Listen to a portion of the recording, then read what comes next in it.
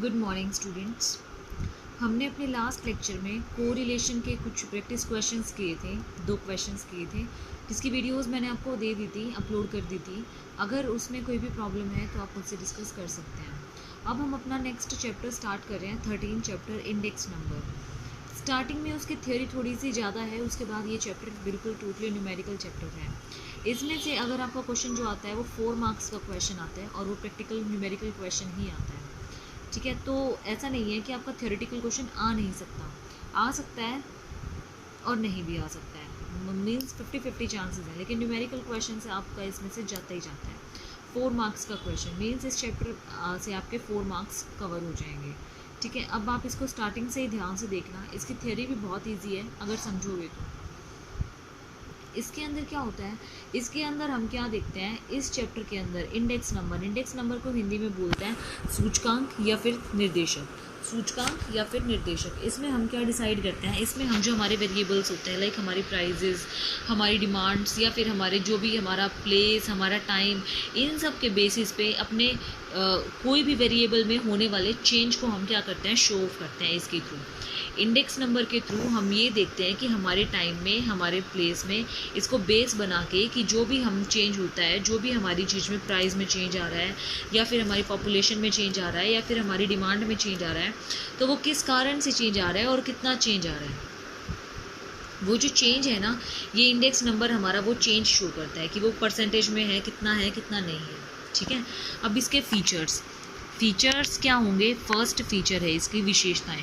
First feature है measure of relative change. Relative change का मतलब है कि अगर हम इसमें क्या देखते हैं कि हमारी जो प्राइजेस हैं वो करंट ईयर में इतने हैं, तो इसके साथ साथ हम किसके प्राइजेस देखेंगे, अपने बेस ईयर के भी प्राइजेस देखेंगे। बेस ईयर कौन सा होता है, जिस वर्ष को हम ये लेके चल रहे हैं कि हमारा 2008 में इतनी सेल्स थी, या फिर 2008 में हमारे प्राइजेस इतने थे, तो 2009 में हमारे इतने हैं, 2010 में हमारे इतने हैं।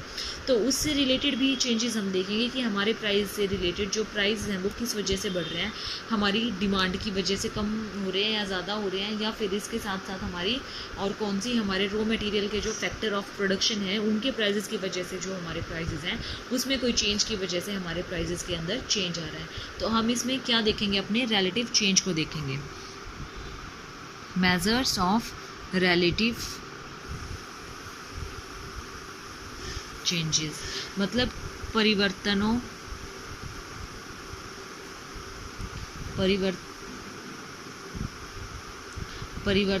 के सापेक्ष माप। ठीक है, इसमें हम बेस ईयर बना के तब हम मेजर करेंगे। सेकंड आता है हमारा क्वांटिटेटिव एक्सप्रेशन। क्वांटिटेटिव एक्सप्रेशन का मतलब क्या होता है कि इसमें जो भी हम शो करेंगे, जो भी हम चेंज शो करेंगे, वो किस में चेंज शो करेंगे, न्यूमेरिकल फॉर्म में शो करेंगे, संख्यात्मक रूप में करेंगे। जैसे 5%, 8%, 10% इतना चेंज आ रहा है। इसमें हम ये नहीं करेंगे कि हमारा इसके बदले में 2009 के लगाते हैं तो हम 2010 में हमारे प्राइसेस जो है वो बढ़ गए हैं या फिर कम हो गए हैं। इसमें हम रिटर्न में कुछ भी नहीं दिखाएंगे, मतलब इसमें हम वर्ड्स में कुछ भी नहीं लिखेंगे। जो न्यूमेरिकल में होगा, जो न्यूमेरिकल एक्सप्रेशन होगा, उसी को हम क्या करेंगे, कंसीडर करेंगे। थर्ड पार्ट एवरेजेस, औसत। इसमें हम क्या करते हैं, इसमें हम ये नहीं है कि हमारे 2010 में हमारे मिड में 7% बढ़ा है और एंड में हमारा 8% घट गया है, और उसके बाद हमारा जो लास्ट में आया है वो 10% आया है। तो इसे हम अलग अलग शो नहीं करेंगे। इसमें हम क्या करेंगे, इसमें हम जो भी हमारी टोटल है उन सब का टोटल करके 3 से डिवाइड कर देंगे, एवरेज कर देंगे उसकी। जब हम उसकी एवरेज करेंगे तो हमारे पास उसका क्या आएगा, एक एग्जैक्ट एवरेज आएगा। उसी को हम क्या करेंगे, हमारा शो कर देंगे कि ये हमारी इतनी परसेंट एवरेज, इतनी परसेंट हमारे पास बढ़ी है। जैसे हम अपने मार्क्स लगाते हैं तो मार्क्स में आप क्या लगाते हो, परसेंटेज निकाल लेते हो कि आप उसमें ये शो करते हो कि आपके इस सब्जेक्ट में इतने, इस सब्जेक्ट में इतने, नहीं ना, आप उसमें एवरेज शो कर देते हो कि आपकी एवरेज इतने परसेंट मार्क्स हैं। ठीक है, तो ऐसे ही हम इसमें दिखाएंगे कि एवरेज चेंज हमारा इतने परसेंट है। ठीक है स्टूडेंट्स, अब अगला है, या तो आप इसकी ये लिख लो कि इसमें हमारी प्रॉब्लम्स जो होती हैं कंस्ट्रक्शन करने में इंडेक्स नंबर, या फिर इसकी डिफ़िकल्टीज लिख लो, कुछ भी लिख लो। अगला टॉपिक जो आप बना रहे हो, problems in the construction of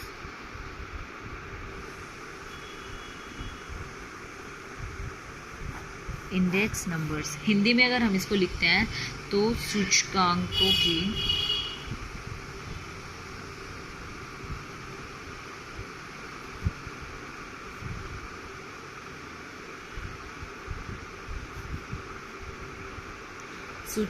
की रचना में कठिनाइयाँ। हमारे पास फर्स्ट पॉइंट क्या है, पर्पस ऑफ इंडेक्स नंबर, कि हम जो इंडेक्स नंबर बना रहे हैं वो बना किस पर्पस के लिए रहे हैं, वो रिटेल पर्पस के लिए बना रहे हैं। अगर हम रिटेल पर्पस के लिए बना रहे हैं तो हम इसमें किसके प्राइस को देखेंगे, अपने कस्टमर के प्राइस को देखेंगे। अगर हम होल सेलर्स के लिए बना रहे हैं तो किसके प्राइस को देखेंगे, होल सेलर और प्रोड्यूसर्स के प्राइस को देखेंगे। ठीक, पहले हमें ये डिस्कस करना पड़ेगा कि हमारा पर्पस क्या है इंडेक्स नंबर बनाने का, उसी के हिसाब से आप यहाँ पे प्राइजेस डिस्कस करोगे। ठीक है, सेकंड पॉइंट आता है हमारे पास selection of the base year. इसमें हमें फिर ये प्रॉब्लम आ जाती है कि हम अपने बेस ईयर को कौन से ईयर को अपना बेस ईयर माने जिससे हम कंपेयर कर सकें, क्योंकि हो सकता है कि आपके एक साल में बढ़ रहे हो फिर दूसरे साल घट रहे हो, तो इसमें हम कौन से ईयर को अपना बेस ईयर माने, कौन से ईयर को अपना करंट ईयर माने, कौन से ईयर को अपना बेस ईयर माने, कौन से हम इसका कंपैरिजन करें करंट ईयर का। तो इसमें हमें सेकेंड प्रॉब्लम ये आती है। तीसरी चीज़ इसमें जो प्रॉब्लम आती है हमारे पास, selection of commodities and services। मतलब क्या है, फिर हमें ये डिसाइड करना पड़ता है कि जो भी हम इंडेक्स नंबर जिसका भी निकाल रहे हैं वो हम किस एक्टिविटी या फिर किस सर्विस से रिलेटेड, किस सर्विस का निकाल रहे हैं। हम चेंज जो इंडेक्स नंबर हम फाइंड आउट कर रहे हैं, जो इतने इंपॉर्टेंट हम स्टेप्स चल रहे हैं, वो स्टेप्स हम किन कमोडिटीज़ के लिए यूज़ कर रहे हैं, किन कमोडिटीज़ के लिए यूज़ नहीं कर रहे हैं। तो इस बात का, इन सेवाओं को चूज़ करना, इन कमोडिटीज़ को चूज़ करना भी हमारे लिए बहुत ज़्यादा टफ होता है।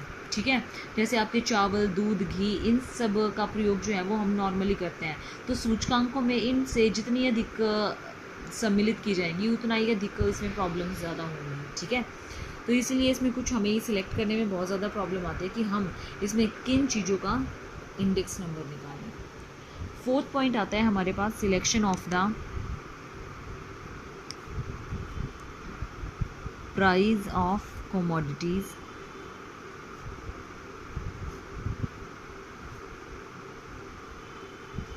And service.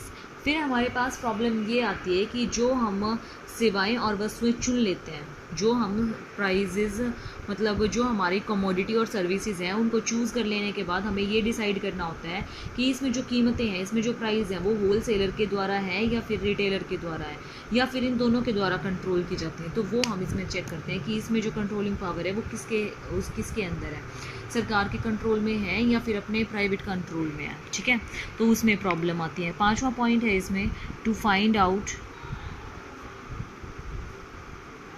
The average price.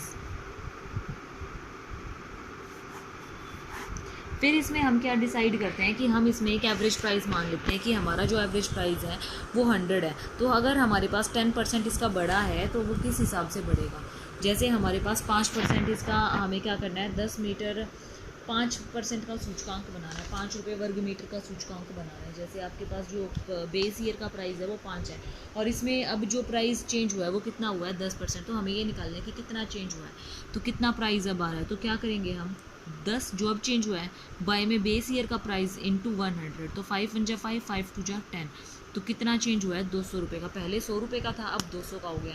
तो इसका मतलब कितने का चेंज हुआ है, इसमें डबल चेंज हुआ है बिल्कुल। ठीक है, तो इससे हम ये निकाल सकते हैं। नेक्स्ट पॉइंट है हमारे पास, सिलेक्शन मेथड,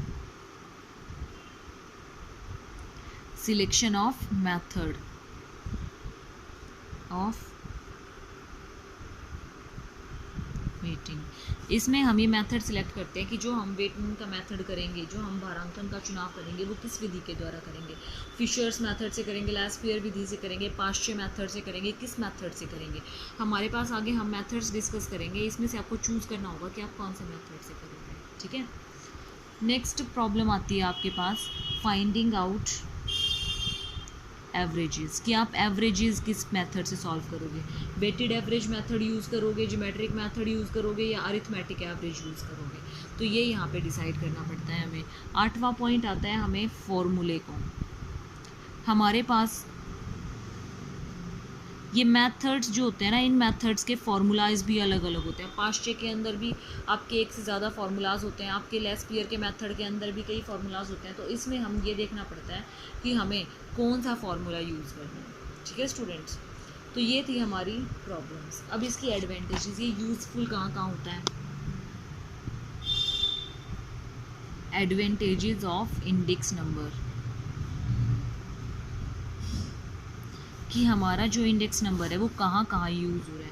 फर्स्ट पॉइंट आता है हमारे पास, फर्स्ट तो हमारे पास हमें ये पता लगता है कि इसमें हमारा चेंज कितना आया है। फर्स्ट हमारा क्या है, measurement of change in prices. इससे हम ये मेथड, इस मेथड से हम इंडेक्स नंबर से हम ये पता लगा सकते हैं कि हमारे प्राइजेस में कितने % का चेंज आया है, कितना चेंज नहीं आया है। दूसरा मेथड, इससे हमें नॉलेज होती है कि हमारा स्टैंडर्ड ऑफ लिविंग जो है वो क्या है। Knowledge of standard of living, मतलब स्टैंडर्ड ऑफ लिविंग का मतलब क्या है, जो रहन सहन है वो कैसा चल रहा है, वो इंक्रीज़ हुआ है लोगों का या नहीं हुआ है, या फिर लोगों का अभी किस टाइप का रहन सहन है, उसके बारे में हमें नॉलेज जो मिलती है। ठीक है। थर्ड आता है हमारा adjustment in salaries, adjustment in salaries, कि जो हमारे पास सैलरीज़ हैं, जो लोगों की सैलरीज़ होती हैं, उसमें जो हमारे पास अभी वृद्धि हुई है प्राइसेस में, उसके चलते हुए क्या उनकी सैलरीज़ में भी एडजस्टमेंट हुई है या नहीं हुई है, उनकी सैलरी भी हमारी महंगाई के देखते हुए बढ़ी है या नहीं बढ़ी है, या फिर वो उसी ग्रेड पे एग्री कर रही है। ठीक है, वो हम डिसाइड करते हैं। नेक्स्ट मेथड आता है, नेक्स्ट पॉइंट आता है हमारे पास यूज़फुल टू बिजनेस। ये बिज़नेस में भी बहुत यूज़फुल होता है कि अभी हम इसमें बिज़नेस में ये देखते हैं कि अगर हमारे पास इसमें इतना चेंज आ रहा है तो हमारे बिज़नेस में ग्रो हुई है या हमारा बिज़नेस डाउन में जा रहा है, कि हमारे बिज़नेस में कितने क्या चेंजेस आए हैं, क्या हमें इसके लिए पॉलिसीज़ तैयार करनी चाहिए, क्या पॉलिसीज़ तैयार नहीं करनी चाहिए। ठीक है। 5वां पॉइंट आता है हमारे पास इंफॉर्मेशन रिगार्डिंग प्रोडक्शन। इससे हमें ये पता चलता है कि हमें कितने और किस टाइप का प्रोडक्शन तैयार करना चाहिए, या फिर किस पॉलिसीज़ का यूज़ करना चाहिए कि जो पॉलिसीज़ हमारे प्रोडक्शन के लिए हेल्पफुल हो। कि इंडेक्स नंबर से हमें ये पता चल गया कि हमारे प्राइजेस के अंदर इतने चेंज आ रहे हैं, तो वो किस कारण से चेंज आ रहे हैं, तो उसके लिए इंडेक्स नंबर का पता लगा लिया हमने। इंडेक्स नंबर से फिर हम ये देखते हैं कि वो हमारे कहाँ कहाँ यूज़फुल होगी। तो इंडेक्स नंबर हमारे प्रोडक्शन में भी हेल्पफुल होते हैं कि हमें किन एक्टिविटीज़ को यूज़ करके या फिर किन फैक्टर्स को यूज़ करके अपने प्रोडक्ट का प्रोडक्शन करना चाहिए। हमारे पास 6th पॉइंट आता है इंफॉर्मेशन रिगार्डिंग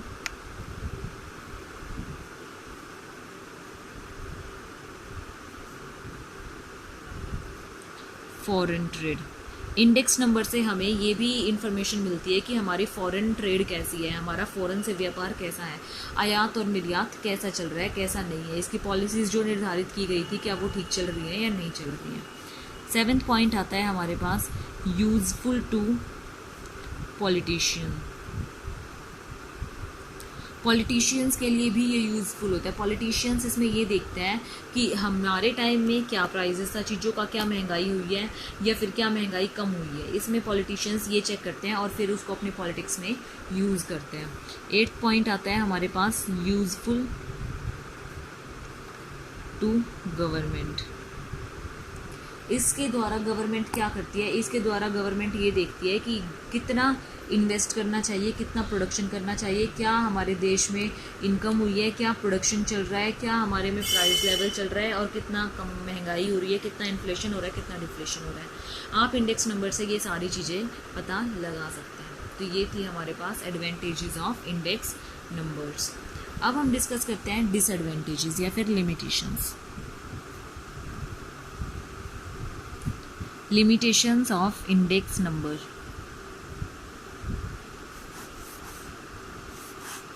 लिमिटेशंस इसमें हमारी क्या क्या हो सकती हैं। First, not completely true. आपने तो सॉल्व कर लिया, लेकिन क्या पता है आपको कि ये आपका 100% ट्रू है, क्योंकि आपको पता है आपकी कोई भी चीज़ आपका 100% ट्रू नहीं हो सकती, 100% एक्यूरेट नहीं हो सकती। इसमें हमारा क्या रहता है, इसमें हमारा कहीं ना कहीं लैक होने के चांसेस रहते हैं, कहीं ना कहीं हमारे एक्यूरेसी नहीं होती है। तो इसमें ये कम्प्लीटली एक्यूरेट नहीं होता, कम्प्लीटली ट्रू नहीं होता। Second point, international comparison. इसमें इंटरनेशनल कंपैरिजन जो होता है वो पॉसिबल नहीं होता। इंटरनेशनल कंपैरिजन नॉट पॉसिबल, क्योंकि हर एक देश में अलग अलग चीज़ों के अलग अलग प्राइस होते हैं, अलग अलग प्रोडक्शन हाउसेस होते हैं, अलग अलग क्वालिटीज़ होती हैं, इसीलिए हम इसका इंटरनेशनल कंपैरिजन नहीं कर सकते। Third point, difference of time.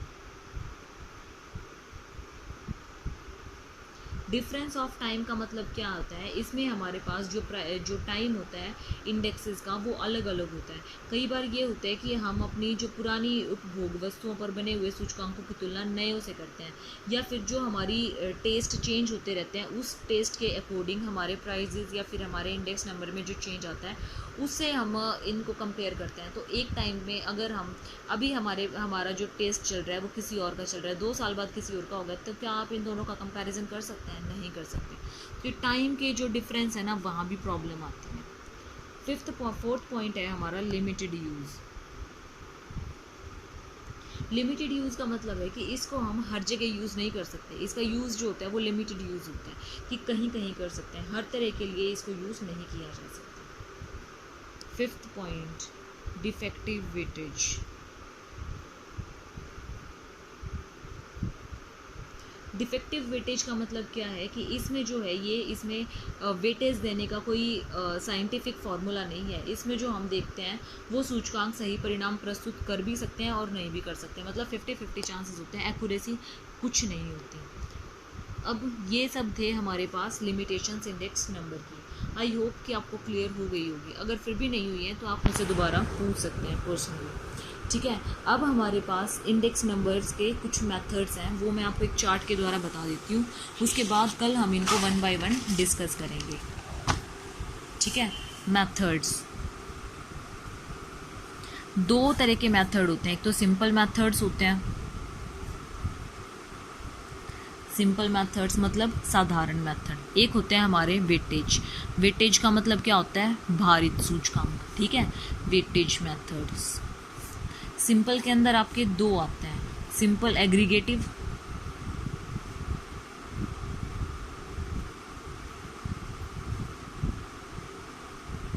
Simple aggregative method और simple average of price relatives method. Simple average of price relatives method. फिर इसके अंदर भी आपके 2 टाइप के मेथड आते हैं, एक तो आता है आपका price weightage average of price relative method, बस यहाँ पे नाम चेंज हो रहा है, weightage average of price related method, और दूसरा आता है आपके पास वेटेज एग्रीगेटिव मेथड। इनके अंदर फर्दर मेथड्स इसमें डिस्ट्रीब्यूट कर रखे हैं, वो हम कल से अपना डिस्कस करेंगे, ठीक है स्टूडेंट्स। आज के लिए इतना ही काफ़ी है, आई होप कि आपको क्लियर हो गया होगा। Thank you.